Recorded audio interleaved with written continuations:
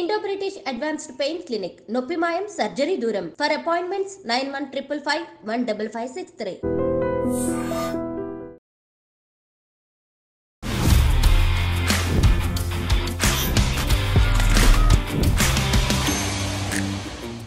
Last few days నుంచి కూడా మనం ఎక్కువగా వింటున్న వర్డ్ హెచ్ఎంపీవి.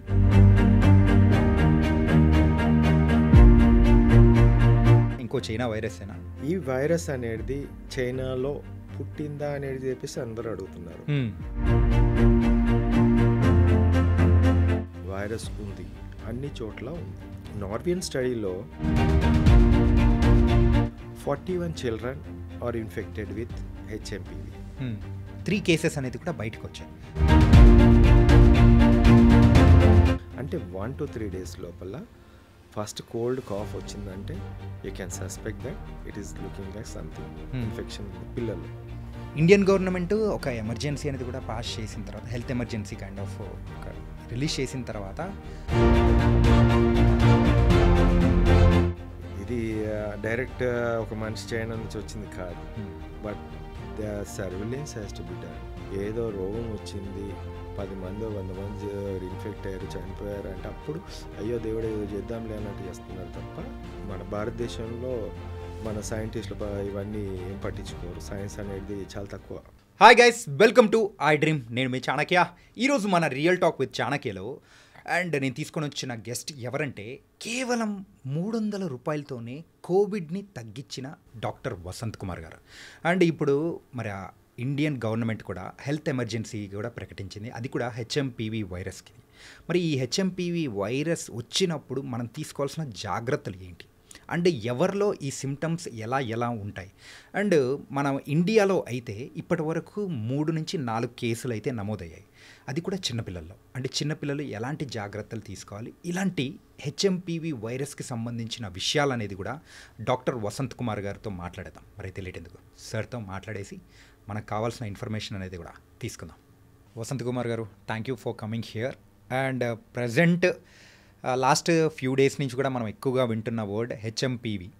సరే, అసలు ఈ హెచ్ఎంపీవి అంటే ఏంటి? అది కూడా చైనా వైరసేనా? ఇంకో చైనా వైరసేనా? హెచ్ఎంపీవి అంటే హ్యూమన్ మెటా న్యూమో వైరస్. ఇది దీనితో పాటు సిన్సిషియల్ వైరస్ అని ఉంటుంది. రెండు కూడా ఒకటే ఫ్యామిలీకి చెందినవి. ఆల్మోస్ట్ సేమ్ ఫీచర్స్ ఉంటాయి రెండిట్లో కూడా. ఈ వైరస్ అనేది చైనాలో పుట్టిందా అనేది చెప్పేసి అందరూ అడుగుతున్నారు. బట్ ఈ వైరస్ చాలా రోజుల నుంచి ఎగ్జిస్టింగ్ చాలా కంట్రీస్లో. ముఖ్యంగా కొంతమంది సైంటిస్టులు, మన భారతదేశంలో మన సైంటిస్టులు ఇవన్నీ ఏం పట్టించుకోరు. సైన్స్ అనేది చాలా తక్కువ, మనం ఇంపోర్ట్. బట్ వేరే కంట్రీస్లో 2001లో ఫస్ట్ డిటెక్ట్ చేసి దీన్ని నెదర్లాండ్స్ వాళ్ళు సో అండ్ సో వైరస్ ఉంది, మెటా వైరస్, ఇది కూడా కొంచెం ప్రాబ్లం క్రియేట్ చేస్తుందని చెప్పారు. ఆ తర్వాత వైరస్ లేదా 24 సంవత్సరాల నుంచి లేదా అంటే ఇప్పుడు 25లో ఉన్నాం. 2001 అంటే 25 అంటే 24 ఇయర్స్ నుంచి వైరస్ లేదా అంటే అది తప్పు. వైరస్ ఉంది, అన్ని చోట్ల ఉంది, బట్ మనం వైరస్ని టెస్ట్ చేయలేదు. ముఖ్యంగా ఏంటంటే 2002లో వన్ ఆఫ్ ద స్టడీ, 2004లో ఒక స్టడీ చేశారు, 2006లో ఫస్ట్ టైం ఆర్టీపీసీఆర్ అంటే ఆర్టీపీసీఆర్ తోటి చెక్ చేస్తే ఈ వైరస్ అనేది కనిపించింది. థాయిలాండ్ కూడా, అంటే థాయిలాండ్లో 2006లో చేశారు. అంటే ప్రతి 1 year 2 yearsకి ఒక్కొక్క జనరల్స్ అనేది, ఇంటర్నేషనల్ జనరల్స్ ఇప్పుడు కూడా మీరు గూగుల్ సెర్చ్ చేస్తూ ఉంటుంది. ఓకే, ఈ స్టడీస్లో చాలామంది ఇప్పుడు ఏంటంటే, నేను ఇక్కడ మోస్ట్ ఇంపార్టెంట్ స్టడీ ఒకటి ఉంది, అది నార్వియన్ స్టడీ.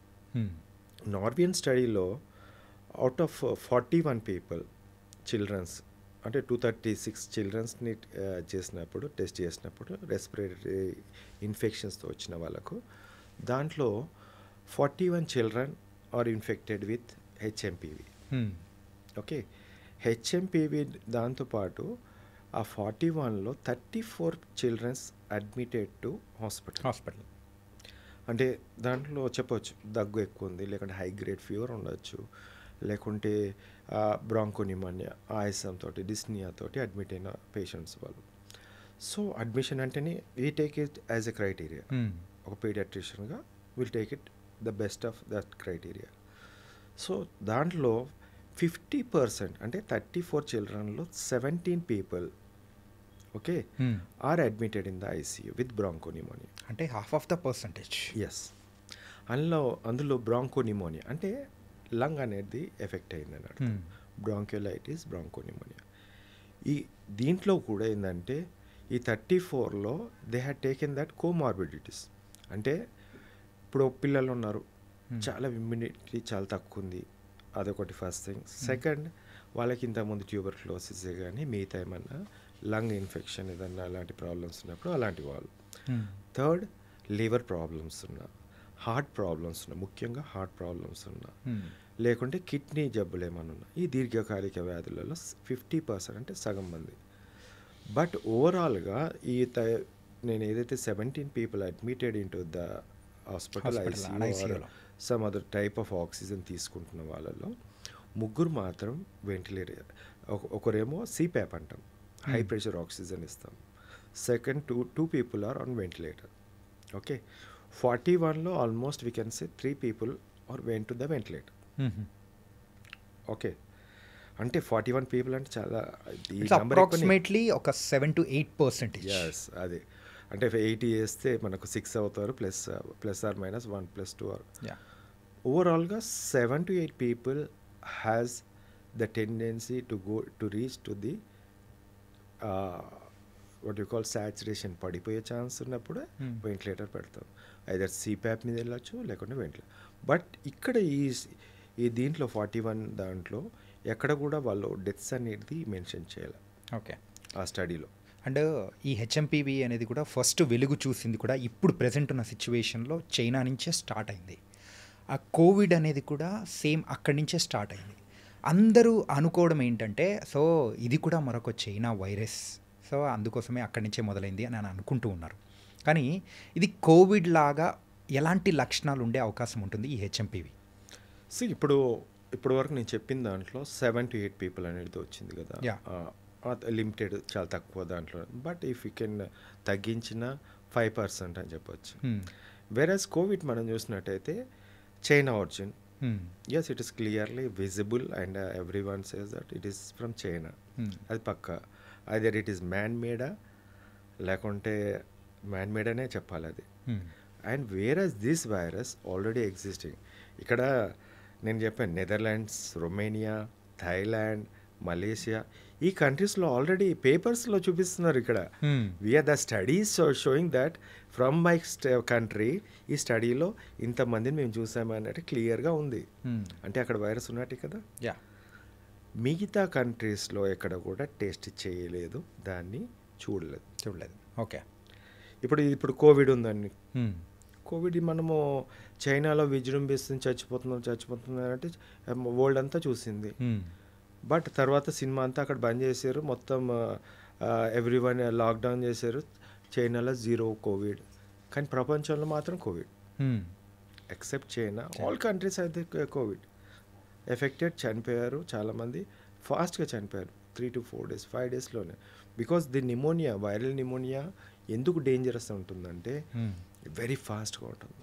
ఓకే, ద లంగ్స్కి ఫాస్ట్గా వెళ్ళిపోతుంది, like a rocket, lower down lung ఫెయిల్యూర్కి దారితీసే విధంగా. వేరస్ బ్యాక్టీరియల్ అలా ఉండదు, స్లోగా ఉంటుంది. సార్, ఈ హెచ్ఎంపీవీ అనేది అసలు ట్రాన్స్మిషన్ అట్లుంటుందా, లేకపోతే అది ఎవరికైనా వచ్చే అవకాశం ఉంటుందా?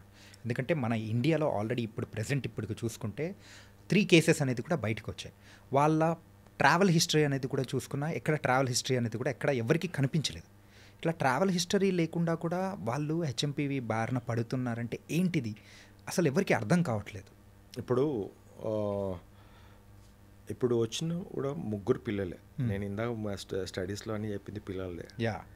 ఇక్కడ కూడా పిల్లలు అనేది 8 months old, 3 months old. అంటే ఈ చిల్డ్రన్ ఎక్కడైతే ఉన్నారో వీళ్ళు బయట తిరిగే వాళ్ళు కాదు. ఎవరు ఇవ్వాలి? పేరెంట్స్ ఇవ్వాలి. లేకుంటే వాళ్ళ తాతను, నాన్నమ్మను, అమ్మను, వాళ్ళు పెద్దవాళ్ళు బయట తిరిగి వచ్చిన వాళ్ళే ఇవ్వాలి. Are the children, school going children, అంతే కదా. ఇది డైరెక్ట్ ఒక మనిషి చైనా నుంచి వచ్చింది కాదు. But the surveillance has to be done, testing has to be done. అది లేదు మన దగ్గర.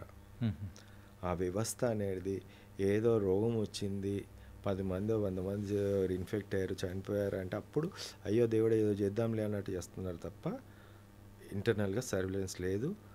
Actually they has to do the research, biggest research మీద పెట్టాలి. దాని మీద చేసి చాలా అద్భుతంగా మనం ఎర్లీగా మనం డిటెక్ట్ చేసే అవసరం ఉంది. ఓకే. అండ్ ఈ హెచ్ఎంపివి యొక్క సిమ్టమ్స్ అనేది ఎలా ఉంటాయి? ఇప్పటి వరకు అయితే జలుబు వస్తుంది, జ్వరం వస్తుంది, సో వీటి వరకే అని అంటున్నారు. సో ఏంటి అసలు మెయిన్ సిమ్టమ్స్ అంటే ఏంటి? ముఖ్యంగా మనం బాడీలోకి ఇప్పుడు 3 to 6 days ఇంక్యుబేషన్ పీరియడ్. పోయేటప్పుడు మన గాలి ద్వారా కానీ లేకుంటే టచ్, మనం ఎక్కడైనా ముట్టినా, మన నోట్లో పెట్టినా, పిల్లలు పెట్టినా it will reach. So mostly గాలి ద్వారా, బికాస్ ఈ వింటర్ సీజన్లో హ్యూమిడిటీ ఎక్కువ ఉంటుంది. సో మనం తుమ్మిన తుమ్ము గాల్లో ఇలానే ఉంటుంది సమ్ అవర్స్ వరకు. Okay, if we reach out, పిల్లలు కానీ ఎవరు కానీ రీచ్నా they will catch this one. So ఇది గాలి ద్వారా రావచ్చు. ఫస్ట్ థింగ్ ఏంటంటే కోల్డ్ అనేది కామన్గా వస్తుంది, జలుబు. నెక్స్ట్ కొద్దిగా లోపలికి వెళ్ళిపోతుంది వైరస్, ఫారింగ్స్ అంటాం, ఫెరెంజైటిస్ గరగర రావడం, లారింజైటిస్ గరగర అంటే వాయిస్, లారింగ్స్ స్వరపేటిక అంటాం, ఆ వాయిస్ అనేది చేంజ్ అవుతుంది. So upper part of the thing ఏదైతుందో 1-2 daysలో ఉంటుంది. సో ఫీవర్ అనేది ఎప్పుడైతే రెప్లికేషన్ ఆఫ్ వైరస్ ఉంటుందో ఫాస్ట్గా, ఇప్పుడు 100 వైరస్ పోయినాయి, పోయేసరికి లక్షల్లో అయింది, ఫీవర్ కోట్లలో అయ్యేసరికి ఫీవర్ స్టార్ట్ అవుతుంది. Okay, that is called cytokine storm. So ఇవన్నీ మొత్తం మెకానిజం కూడా లివర్లోకి వెళ్ళేసి సిఆర్పి ప్రోటీన్ పెరగడం ఇవన్నీ వస్తుంది. అంటే 1 to 3 days లోపల ఫస్ట్ కోల్డ్ కాఫ్ వచ్చిందంటే you can suspect that it is looking like something infection ఉంది పిల్లల్లో. బట్ వాట్ వీ డూ, చిన్న చిన్న హాస్పిటల్కి వెళ్ళో లేకుంటే ఆర్ఎంపీఓ పిఎంపీ దగ్గరికి వెళ్ళో ఏదో మెడికల్ షాప్లోకి వెళ్ళో దగ్గుమంది అని చెప్పేసి పోషిస్తారు. అక్కడే తప్పు. నెక్స్ట్ స్టేజ్ ఏదైతే ఉందో ఇక్కడ నుంచి మరి లారింగ్స్ నుంచి బ్రాంకస్ అనేది లంగ్స్కి రైట్ అండ్ లెఫ్ట్ ఉంటుంది, ప్లస్ ఆ తర్వాత బ్రాంకియోల్స్ వస్తుంది.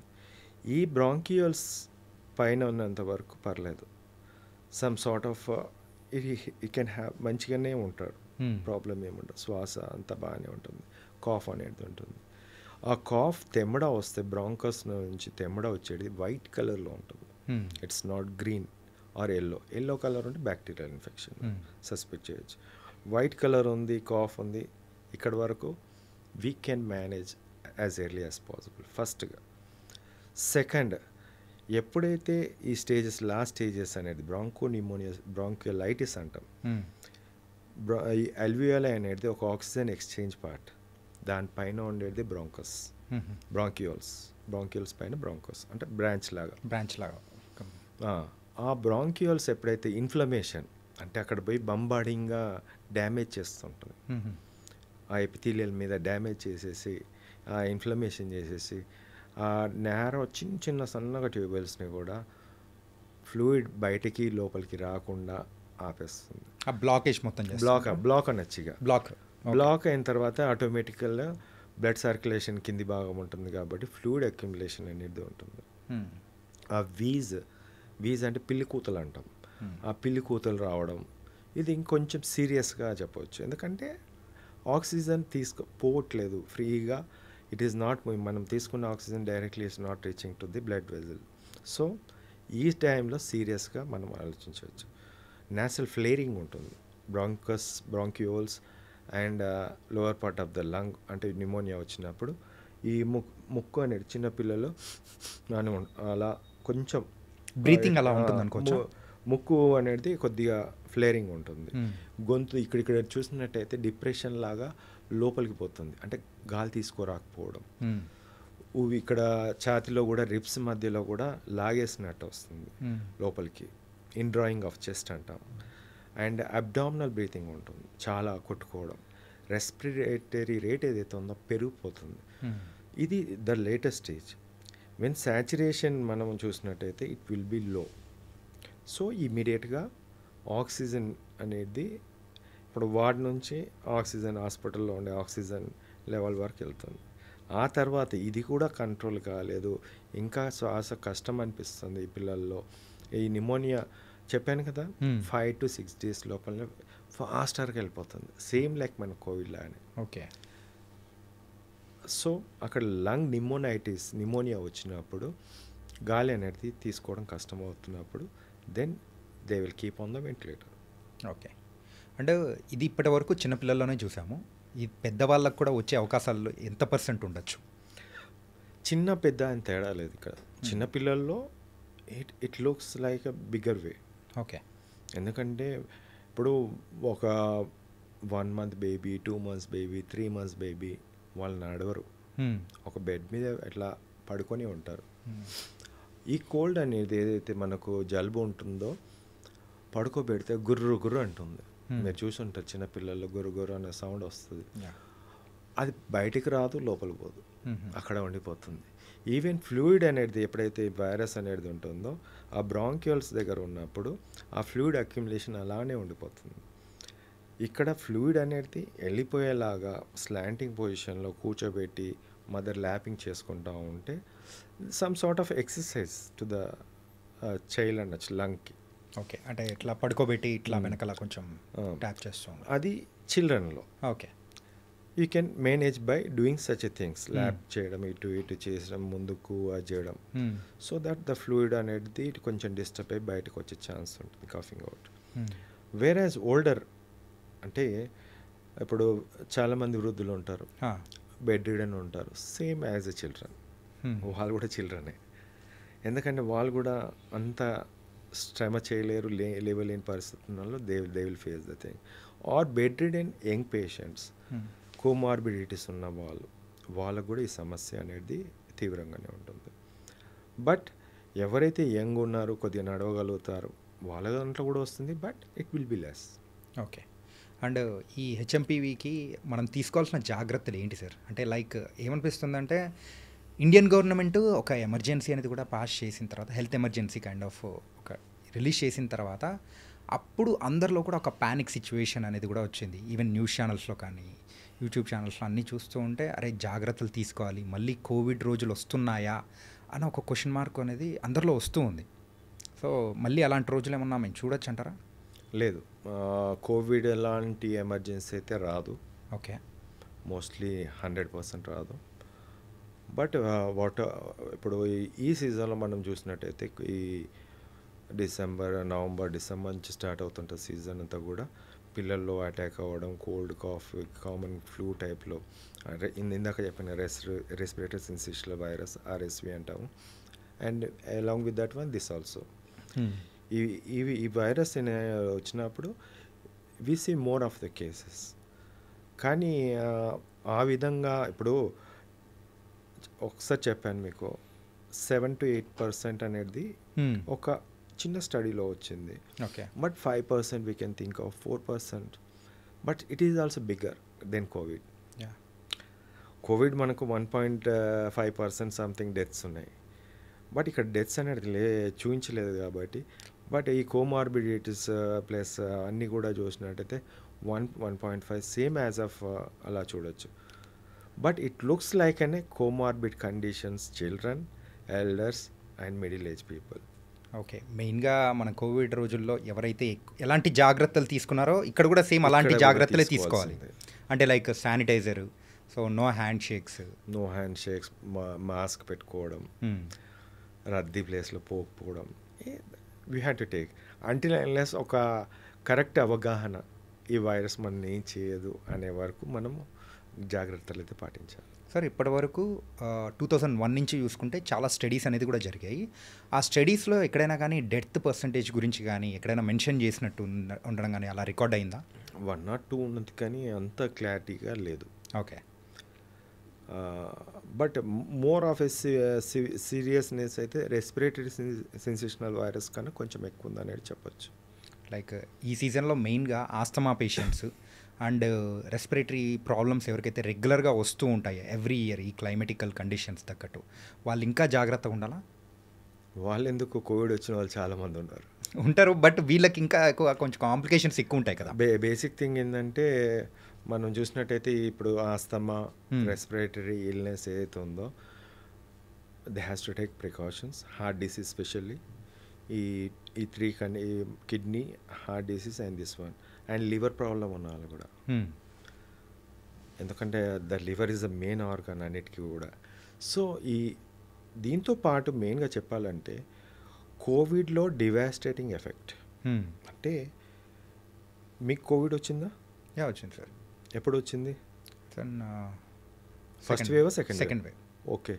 మీరు ఈ సిటీ స్కాన్ చేయించారా? లేదు సార్, చేయించలేదు. లేదు. అంటే మీకు లోపల ఎంత డ్యామేజ్ అయిందో తెలియదు. లేదు. మీలాంటి వాళ్ళు చాలామంది ఉన్నారు. అంటే యు ఆర్ యంగ్, నీకు కోవిడ్ ఇంకా ముందుకు పోకుండా మళ్ళీ రివర్స్ బ్యాక్ నువ్వు వచ్చేస్తావు, ఫైన్, బాగుంది. కానీ చాలామంది కూడా ఏంటంటే అప్పట్లో మీలాగానే చేయించుకోలేదు. మిగతా వాళ్ళు చేయించుకున్న వాళ్ళు 30% లంగ్ డ్యామేజ్, 40% లంగ్ డ్యామేజ్, 60, 70, 80 వాళ్ళు కూడా ఉన్నారు. సర్వైవ్ అయిన వాళ్ళు ఉన్నారు. ఆ లంగ్ మొత్తం కూడా రికవరీ అనేది చాలామందిలో వచ్చింది, కొంతమందిలో రాలే. ఫైబ్రోస్డ్ లంగ్, ఓకే, వాళ్ళకి ఎఫెక్ట్ అవుతుంది. ఇంకొకటి ఏంటంటే దీంట్లో ముఖ్యంగా ఏంటంటే ఈ ఇమ్యూనిటీ తగ్గడం చాలామందిలో ఉంది. అది ఇప్పుడు చూస్తున్నాం, సడన్ కార్డియాక్ అరెస్ట్. అవును, చిన్న లేదు పెద్ద లేదు. సో అందరూ ఆ కార్డియాక్ అరెస్ట్ వల్ల సడన్గా చనిపోయిన సిచ్యువేషన్స్ బోల్డ్ అని చూస్తున్నాం చాలా. నేను వందలలో చూపించగలుగుతా, అంటే నాకు తెలిసిన దాన్ని. My God. అంటే ఇక్కడ దేంతో చనిపోతున్నారంటే వ్యాక్సిన్ తోటి కాదని సెంట్రల్ గవర్నమెంట్ ICMR చెప్పింది. మరి దేంతో చనిపోతున్నారు? కోవిడ్తో. కోవిడ్ ఇన్ఫెక్షన్ వచ్చి ఇలాంటి సమస్యలు వస్తున్నాయని చెప్పేసి కొంత చెప్పారు. మరి అసలు కోవిడే రాని వాళ్ళు చాలామంది అట్లా కూడా చనిపోతున్నారు.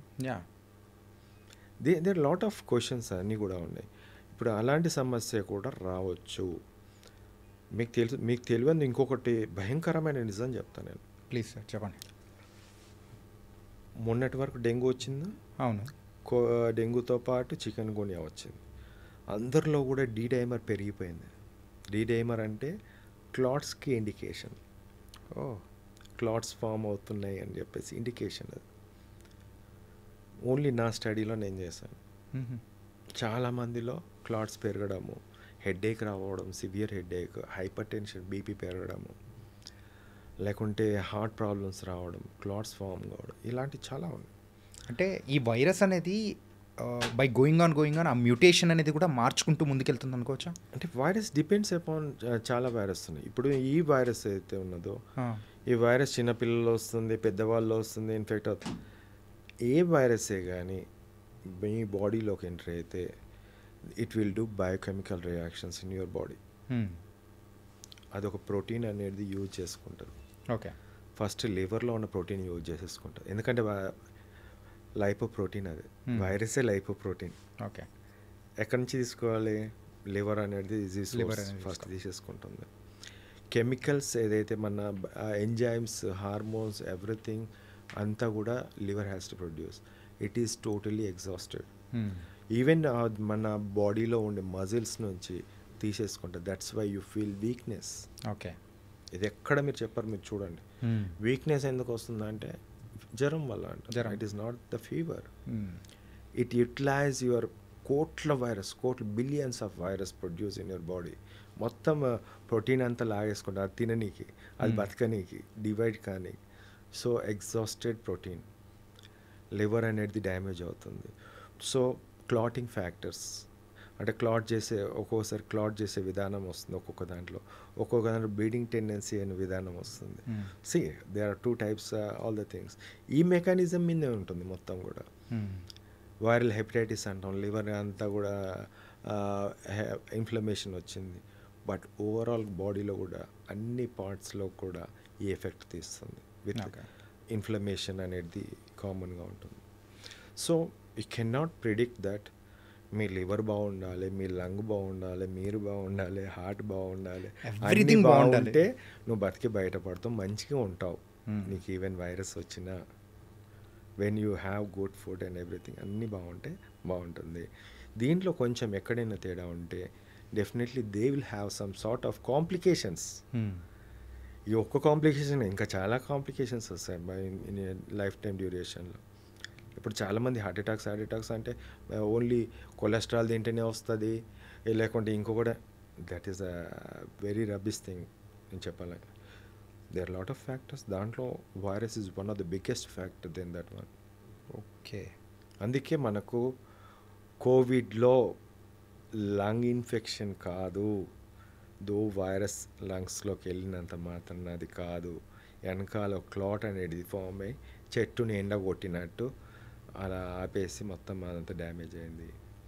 So that is a clot farming disease.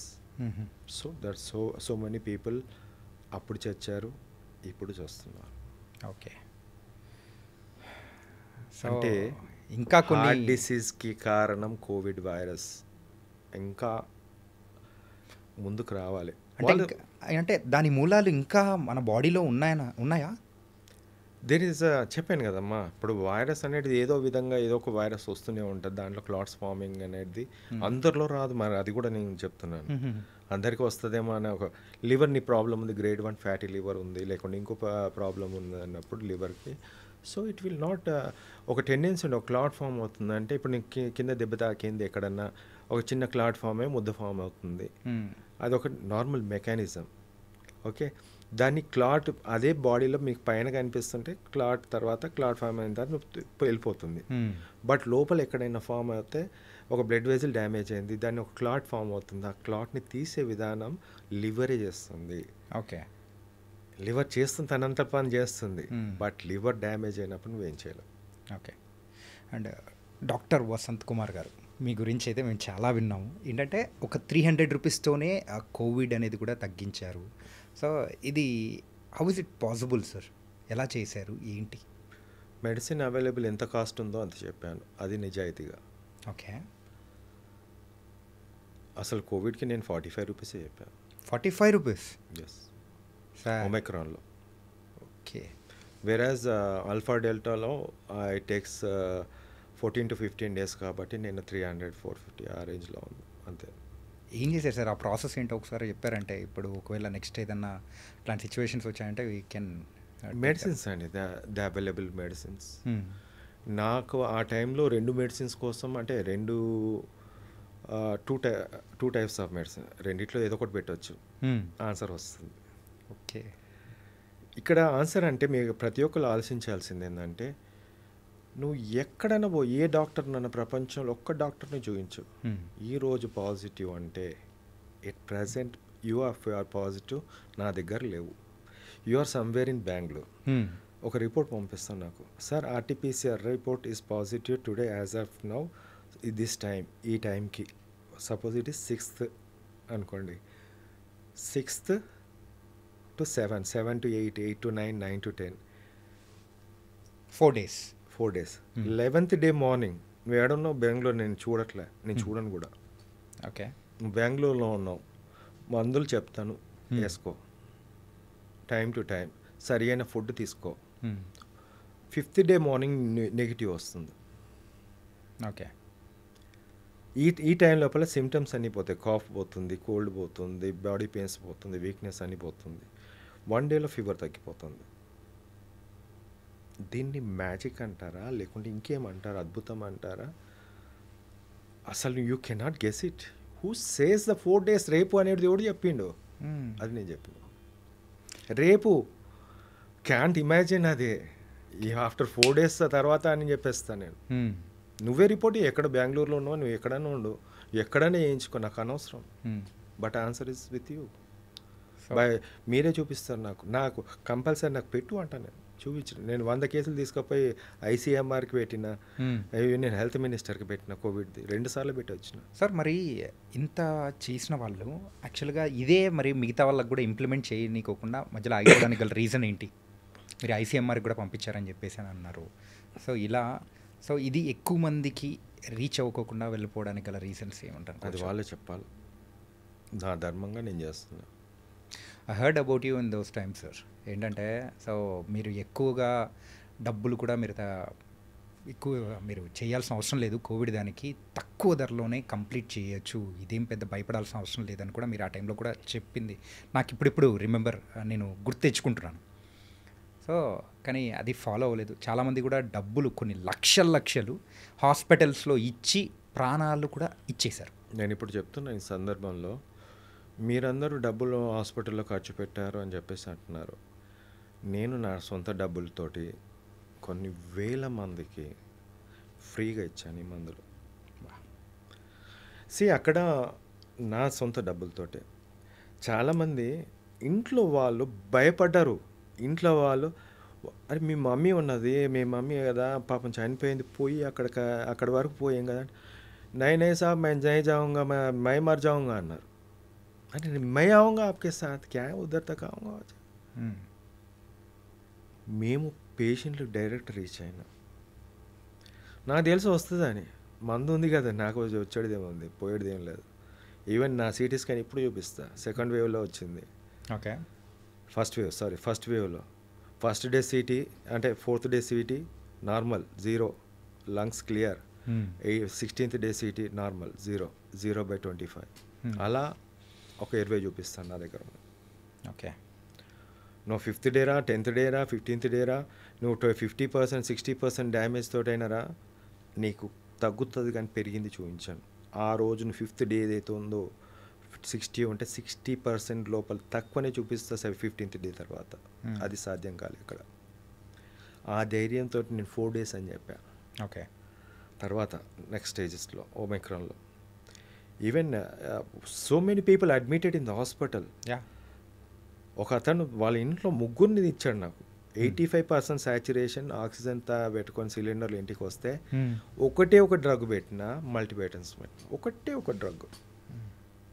Very simple, చాలా కాస్ట్ తక్కువ, 12 రూపాయలు. అది 5 రోజులలో 12 రూపాయలతోటి 5 రోజులలో సాచురేషన్ 85 నుంచి 96, 97 తీసుకెళ్ళా. ఇప్పుడు the person is in Germany, software engineer. Wow. I did not see the patient.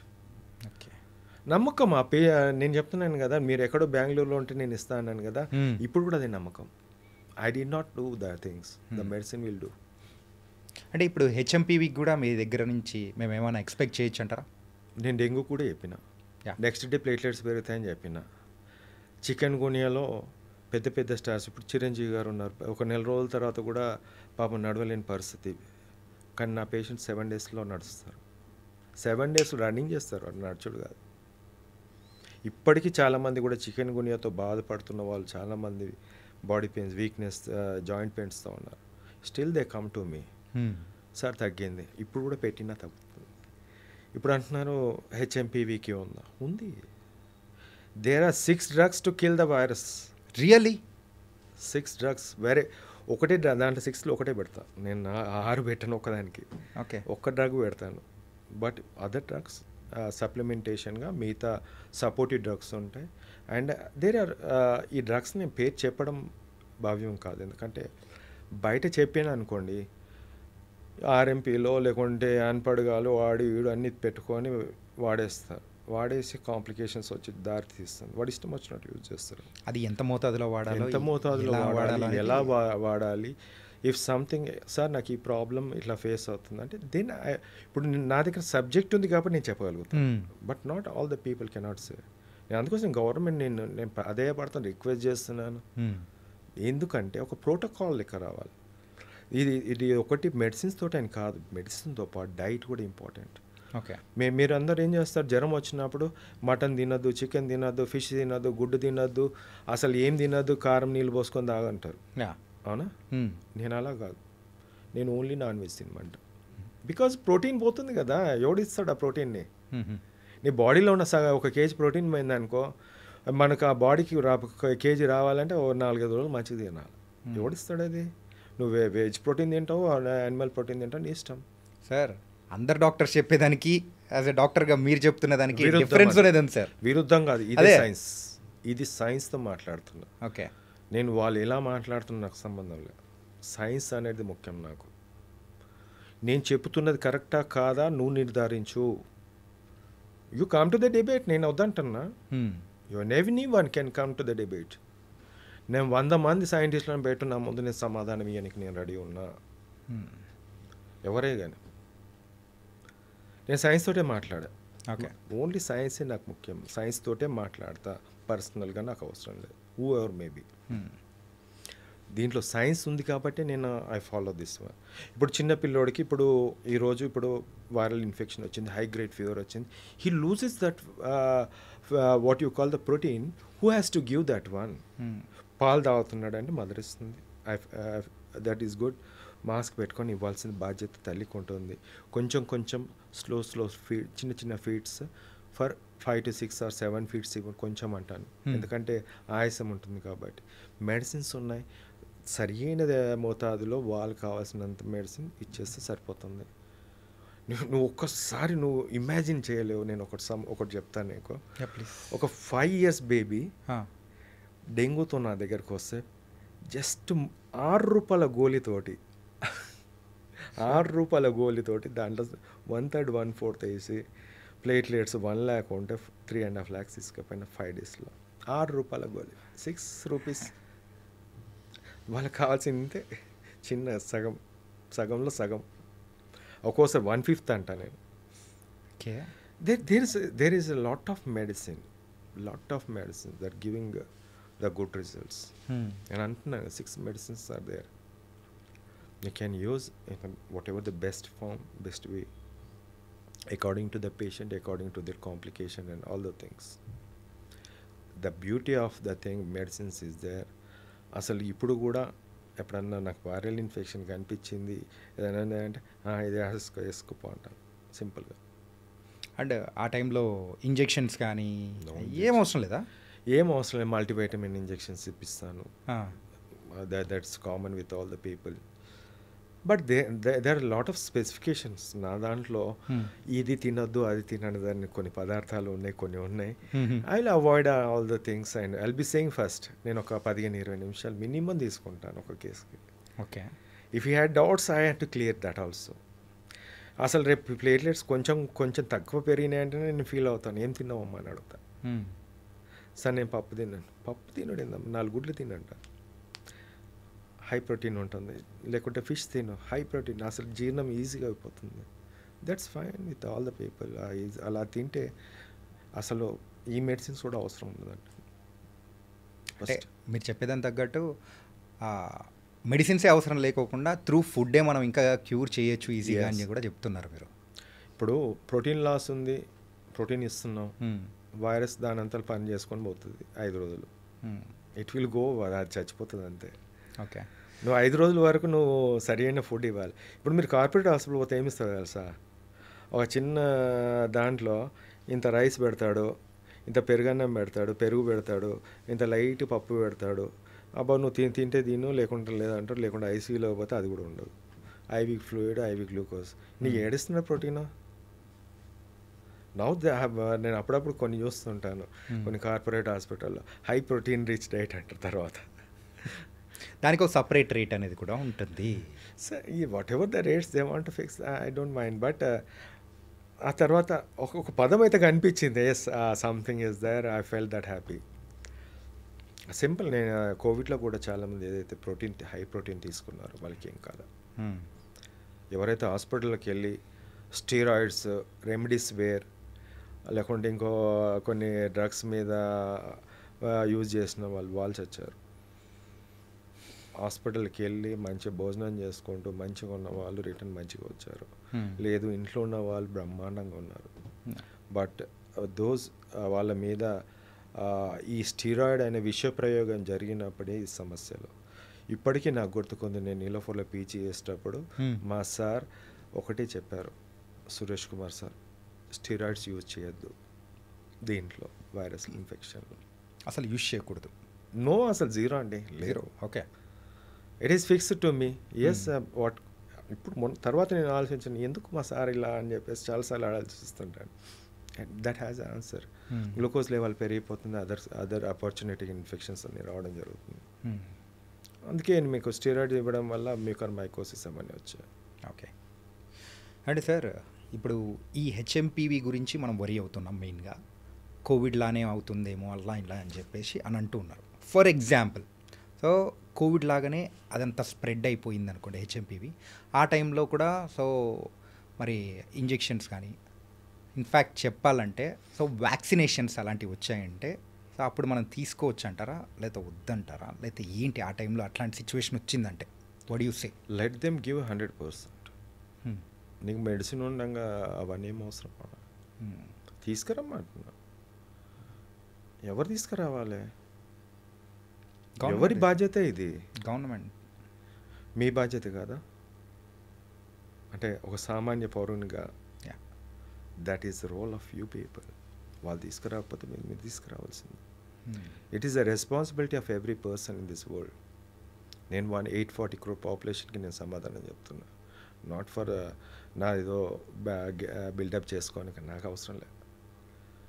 I give an some answer. నేను ఇది ఆన్సర్ ఇస్తున్నాను, మీరు తీసుకోండి అంటున్నాను. తీసుకొని మీకేం బాధ? When it is an answer to the people. మందు లేదు అన్నదానికి మందు ఉన్నది అన్నదానికి తేడా ఉందా లేదా? చిన్నపిల్లలు అడిగినా చెప్తారు సమాధానం. ఇప్పుడు మందు ఉన్నది అన్నదానికి వ్యాక్సిన్ అవసరమా? అవసరం లేదు. మరి ఇంకేం మళ్ళీ? వ్యాక్సిన్ ఎప్పుడో అవసరమో, మందు లేనప్పుడు వ్యాక్సిన్ అవసరము. రానియకుండా అరే ఎక్కడ చచ్చిపోతారనే భయంతో కావాలి. వ్యాక్సిన్ అవసరం ఉండదు when there is a medicine. ఇది కాదని చాలా ఉన్నాయి దాంట్లో. That should not be. I don't feel that ఇప్పుడు తీసుకొచ్చి ఇప్పుడు 100 million వాయిస్ బయో అని ఒక కంపెనీకి $100 million ఈరోజు అంటే సెప్టెంబర్లో లాస్ట్ 24 సెప్టెంబర్ 2024లో ఒక కంపెనీకి ఇచ్చారు వ్యాక్సిన్ కోసం. వాళ్ళు వ్యాక్సిన్ ట్రయల్ స్టార్ట్ చేశారు ఫస్ట్ ఫేజ్. ఇది హెచ్ఎంపీవి లాస్ట్ ఇయర్, ఈ ఇయర్ కాదు. ఇప్పుడు హెచ్ఎంపీవి వచ్చింది. లాస్ట్ ఇయర్ హెచ్ఎంపీవి మీద ట్రయల్స్ జరుగుతున్నాయి. నాకు ఇది అర్థం కావట్లేదు సార్. సార్ అది మనకు అంటే దాని గురించి వింటూ ఉన్నది కూడా ఇప్పుడు మొన్నే కదా. సో ఒక 10 days అనుకుందాం మ్యాక్స్. అంటే ఈ 10 days నుంచి వింటున్న టైంలో ఆ సెప్టెంబర్లో వాళ్ళు అప్రూవల్ ఇవ్వడం ఏంటి? ఇప్పుడు ఇదేంటి?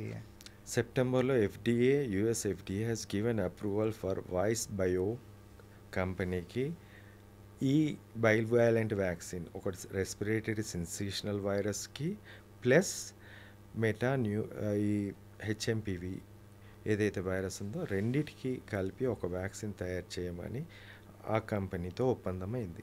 సార్ ముందే జ్యోతిష్యం ఏమైనా చూపించుకుంటున్నారా, లేకపోతే ఏంటి సార్ ఇది స్ప్రెడ్ అవుతుందని అనుకుని సో స్ప్రెడ్ చేస్తున్నారా?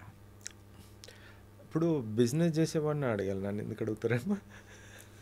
Okay, it is a business లేకుంటే I don't understand why they do.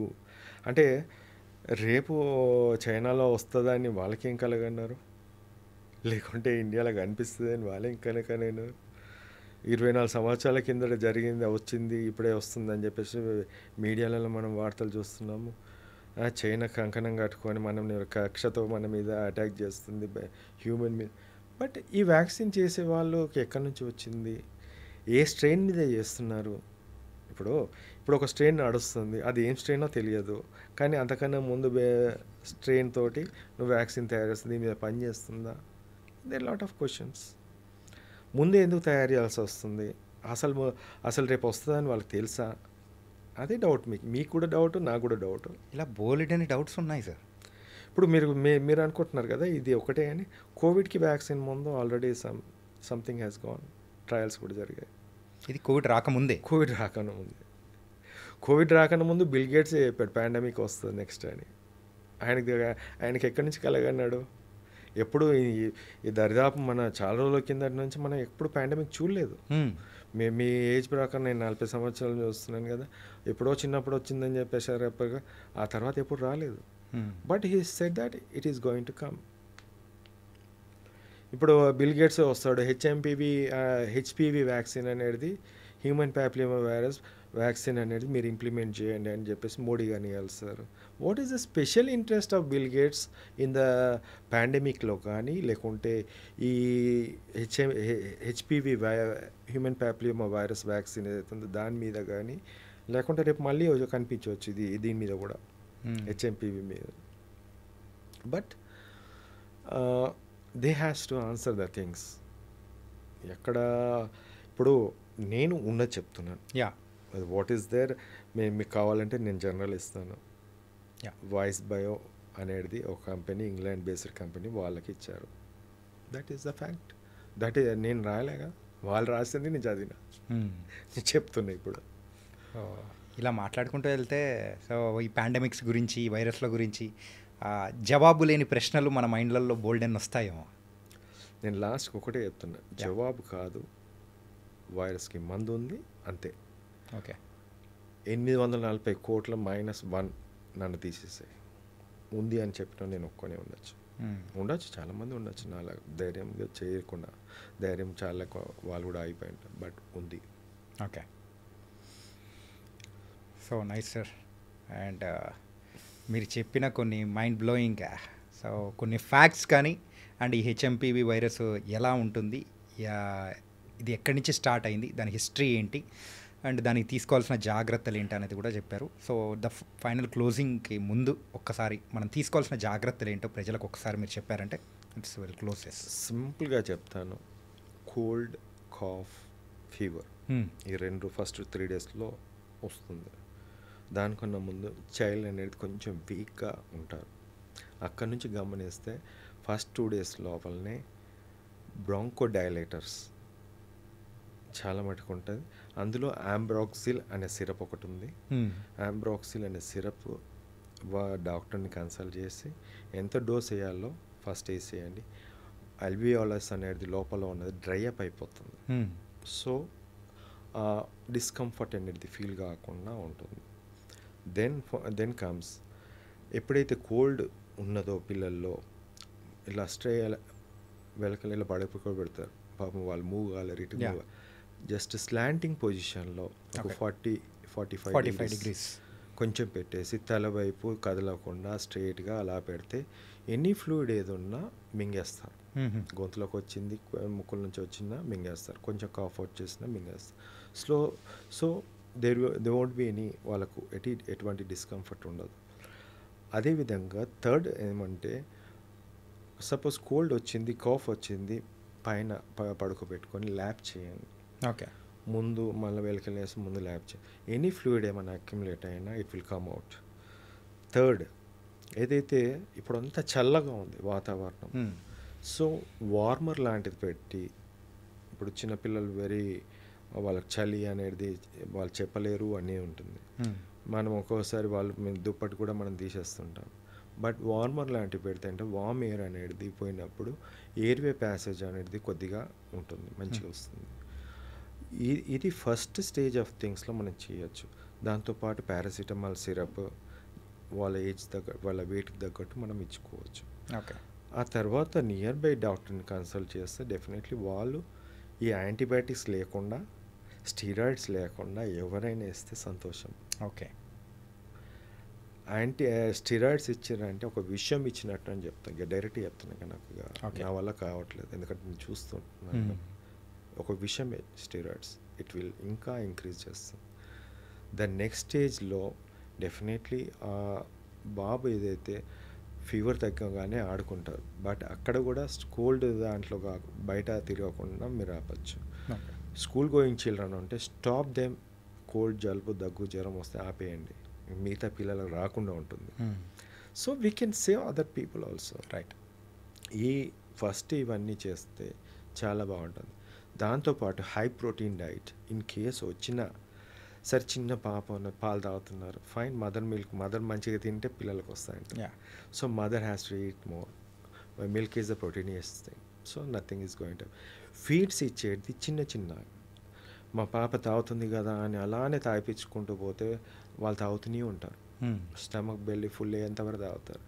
ఆ వామిటింగ్ చేసినప్పుడు లంగ్స్లో పోయే ఛాన్స్ ఉంటుంది. సో స్మాల్ ఫీడ్ తీసేసేయండి, లాగేసి కొంచెం తాగిపించాలి, మళ్ళీ లాగేసేయండి, మళ్ళీ కొద్దిగా అయిన తర్వాత మళ్ళీ ఆపేసి మళ్ళీ తాగిపించాలి. సో దట్ ఒక 7 to 8 ఫీడ్స్ చిన్నగా 7 to 8 ఫీడ్స్ ఇస్తే బాగుంటుంది. ఒకేసారి ఇప్పుడు తినేవాళ్ళు ఉంటారు పెద్ద పిల్లలు, ఒకేసారి అన్నం పెట్టేస్తే వాళ్ళు దగ్గుతో పాటు వామిటింగ్ చేస్తారు. యా సో అలాంటిది జరగకుండా చిన్న చిన్న feeds, high proteinous and good diet పెడితే సరిపోతుంది. Okay so diet with fever management చేసినప్పుడు 95% అనేది సో మొత్తం ఈ హెచ్ఎంపీవి కూడా మనం భయపడాల్సిన అవసరం లేదు. అవసరం లేదు. So we can cure that. 5% అనేది నెగ్లిజెన్స్ వల్ల పొరపాటున if it goes down to the lungs, so immediately consult to the doctor whether they need the oxygen supplementation, మిగతా ఏం కావాలన్నా క్వాలిఫైడ్ డాక్టర్ దగ్గరికి వెళ్ళి చూపించుకుంటే better. Okay so thank you Vasant Kumar garu. So HMPV గురించి సో ఇప్పటివరకు అవగాహన లేదు చాలామందికి కూడా. సో మీరు చెప్పిన దాని ద్వారా కూడా చాలామందికి కూడా మంచి అవగాహన అనేది కూడా వస్తుంది. ఇది చాలామందికి కూడా స్ప్రెడ్ చేస్తారని కూడా మనస్ఫూర్తిగా అనుకుంటున్నాం. So thank you so much. Thank you sir.